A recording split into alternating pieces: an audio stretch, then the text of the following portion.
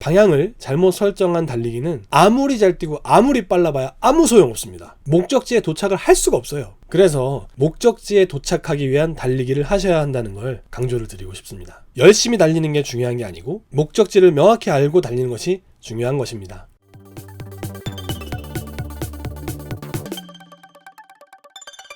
안녕하세요. 1인 지식기업가 양재호입니다.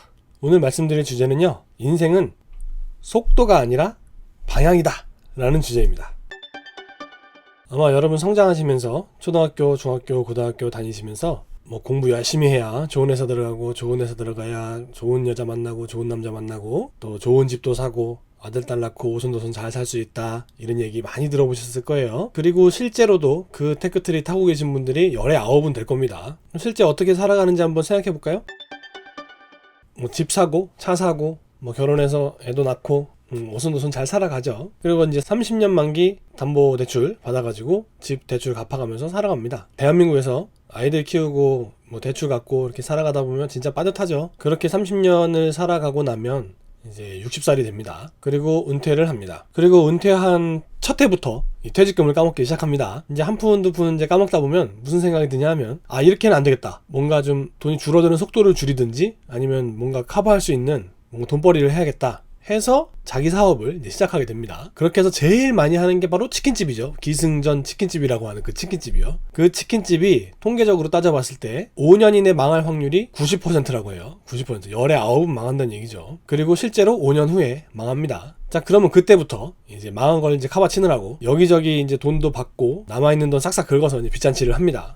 그때쯤 되면 이제 어떤 일이 벌어지냐면 65세쯤 된 거잖아요. 지금 매장 처분하는 것도 일이지만 자식들이 결혼할 때가 돼요. 그러면 이제 자식들 결혼한다고 결혼자금도 좀 대주고, 집 사는데 전세자금 보태라고 돈도 보태주고 이렇게 하죠. 그렇게 하면 돈이 없죠? 그래서 어떻게 합니까? 궁여지책으로 그 집을 팝니다. 황금알을 낳는 거위 배가 내는 거랑 똑같은 거죠.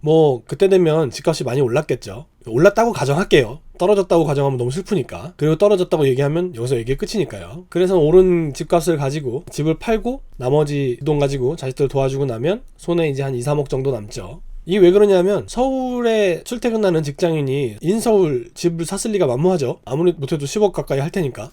직장 초년생이 그걸 샀을 리가 없잖아요. 그래서 보통 수도권 같은데 출퇴근하기엔 좀 멀지만 그래서 한 5억 정도 되는 집 샀다고 치고, 그것도 되게 잘 산 거죠. 그걸로 한 30년 지났으니까 그 아파트가 현재 시세로 그 가치 5억 그대로 있으면 참 다행이죠. 30년이나 지났는데 5억이라 치고요. 운이 좋아서 자식들한테 1억씩 주고 이제 3억 남아가지고 이제 작은 집으로 이제 옮겨갑니다. 이제 차도 없어요. 지금 이제 딱 3억짜리 집 가는 거예요. 그거 갖고 이제 살아가야 되는 겁니다. 주고 나면 그때 나이가 66세인데 그때 되면 30년 후니까 평균 수명에 못해도 한 85세는 되겠죠. 그러면 20년을 앞으로 3억 갖고 살아야 되는 거잖아요. 그럼 연간 이게 얼마입니까? 3억을 20년 동안 나눴으면 연간 1,500만 원이죠. 그럼 달에 얼마입니까? 달에 그럼 125만 원이에요. 부부가 둘이서 125만 원 가지고 66세 부부가 생활할 수 있을까요? 125만 원 가지고 반씩 나눴으면 62만 5천 원인데 밥값만 해도 하루 2만 원씩은 나올 텐데 그거만 이미 60만 원이잖아요. 관리비니 통신비니 병원비, 그때 되면 몸도 아플 테니까 병원비, 보험 끊을 수도 없죠. 보험료, 이발하고 목욕도 해야 되고, 그때 되면 친구들도 아프고 친구들도 자식들 결혼한다고 하면 경조사비도 줘야 되고, 옷 입어야지, 신발 사 신어야지, 손주들 용돈도 줘야 되고, 그죠? 안 준다 치더라도 용돈이나 자동차 이런 비용들은 다 뺀 겁니다. 지금 그렇게 20년을 살아가야 합니다.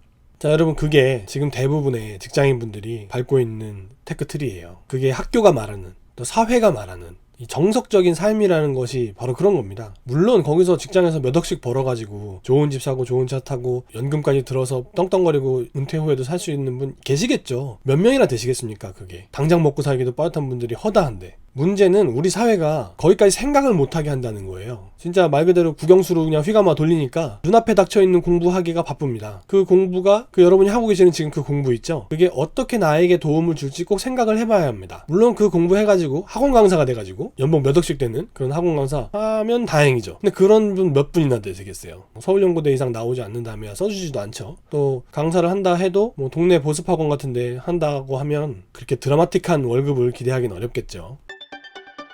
자, 이제 정리를 하면 이게 무슨 의미인지 우리가 깨달아야 합니다. 우리는 뭔가 자구책을 만들어야 합니다. 지금 가고 계신 그 길이 썩은 다리를 향해 가고 있는 건지, 진짜 벼랑 끝으로 가고 있는 건지, 금이 쏟아지는 금광산으로 가고 있는 건지, 내 한 걸음 한 걸음이 정말 올바른 방향으로 가고 있는 건지 꼭 점검을 해보셔야 됩니다. 이만열 교수님이라는 분이 계신데 외국인 분이세요. 엠마뉴엘인데 이름을 이만열이라고 지으셨어요. 그분이 지으신 책 중에 제목이 인생은 속도가 아니라 방향이다 라는 제목이 있어요. 그거에 대한 예시를 한번 들어볼게요. 100m 달리기를 하는 겁니다. 둘이 뛰는 거예요. 근데 한 명이 스타트를 하자마자 시작했는데 안 뛰고 가만히 있는 거예요. 그래서 심판이 왜 시작했는데 안 뛰냐 이렇게 물어봤더니 그 사람이 저 목적지가 어딘지 모르겠는데요? 그리고 가만히 있는 거예요. 그래서 답답한 심판이 아니 목적지가 어딘지 왜 모르냐, 잘 찾아봐라, 하얀띠 되어 있는 최종 결승선 찾아봐라, 360도 둘러보면 찾을 수 있을 거 아니냐 이랬더니 그 사람이 그제서 이렇게 둘러봤어요. 그랬더니 저기에 하얀띠가 딱 둘러져 있는 거예요. 그래서 저기구나. 이제 그제서야 출발을 했습니다. 그때 이미 5초가 지난 거예요. 그런데 이제 먼저 출발한 사람이 있었죠.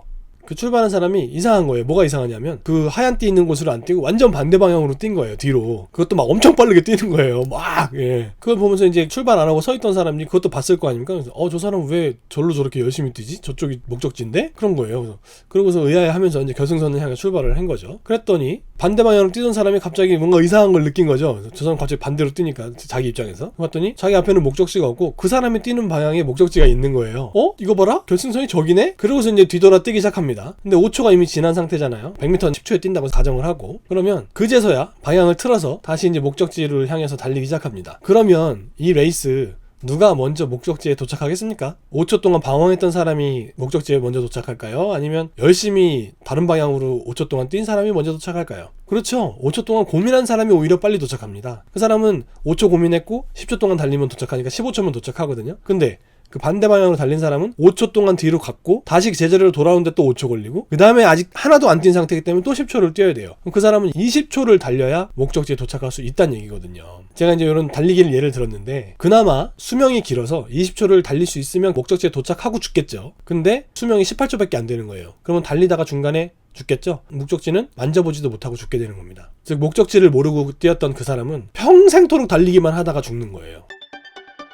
제가 좀 비유를 좀 극단적으로 하긴 했습니다만 이 이야기에서 뭔가 깨달음을 얻으시는 분이 있기를 바라겠습니다. 방향을 잘못 설정한 달리기는 아무리 잘 뛰고 아무리 빨라봐야 아무 소용없습니다. 목적지에 도착을 할 수가 없어요. 그래서 목적지에 도착하기 위한 달리기를 하셔야 한다는 걸 강조를 드리고 싶습니다. 열심히 달리는 게 중요한 게 아니고 목적지를 명확히 알고 달리는 것이 중요한 것입니다. 자, 이제 여러분 출발하시기 전에 목적지부터 확인하십시오. 레이스가 시작되었다 하더라도 중간이어도 괜찮습니다. 목적지 아직까지 찾지 못하셨다면 지금이라도 찾으십시오. 그 다음에 목적지를 향해서 걷던지 뛰던지 해야 한다는 거죠. 무작정 달리는 사람들보다 비록 속도는 느릴지라도 결승점을 통과하는 종점은 훨씬 빠르다는 거죠. 제가 오늘 인생은 속도가 아니라 방향이다 라는 주제로 말씀을 드려봤습니다. 1인지식 겸 얘기 안 하고 왜 이상한 얘기 하나 싶으실 텐데 여러분 중에 회사 다니시는 분도 많이 계실 테고요. 또 사업하시고 계신 분, 또 사업을 준비하고 계신 분, 다양한 분들 계실 겁니다. 그분들에게 한번 나의 인생의 방향이 결정이 되어 있는지, 목적지는 확인이 되어 있는지를 환기를 시켜드리고 싶어서 오늘 영상을 준비를 해봤습니다. 그렇다고 오늘 얘기가 직장은 답이 아니다, 창업이 답이다 이런 얘기를 하려고 하는 건 아닙니다. 스스로 모든 걸 다 해낼 수 있는 능력이 있고 어떤 과제에 대해서 솔루션을 내고 그걸 머리에 그리는 능력을 다 갖췄다 싶으시면 창업도 괜찮은 대안이 될 거고요. 그게 아니고 좀 더 준비가 필요하다 그러시면 직장생활 하는 것도 나쁘지 않습니다. 중요한 것은 그 인생을 스타트할 때 내 인생의 목적지, 방향이 반드시 잘 정해져 있어야 한다는 거죠. 인생은 속도가 아니라 방향이다 하는 얘기를 강조를 해드리고 싶어서 오늘 영상을 찍어보았습니다. 오늘 실무보다는 약간 멘탈에 관련된 이야기 말씀드렸는데요. 그 어떤 실무보다 중요한 말씀이었던 것 같아요. 그래서 오늘 드렸던 말씀이 여러분의 인생에 꼭 도움이 되는 시간이 됐기를 바랍니다. 오늘 영상 여기까지 하고요. 저는 다음 영상에서 더욱 즐겁고 유익한 내용으로 찾아뵙도록 하겠습니다. 끝까지 시청해주셔서 감사합니다. 네, 오늘 영상 재미있게 보셨나요? 오늘 보신 영상이 여러분의 삶에 꼭 도움이 되기를 진심으로 소원합니다. 영상이 도움이 되셨다면 여기 구독하기 꼭 눌러주시고요. 그리고 이쪽에 보시는 영상들은 제가 여러분께 추천드리는 영상들입니다. 꼭 한 번씩 보시기를 추천드립니다. 영상 시청해주셔서 감사합니다.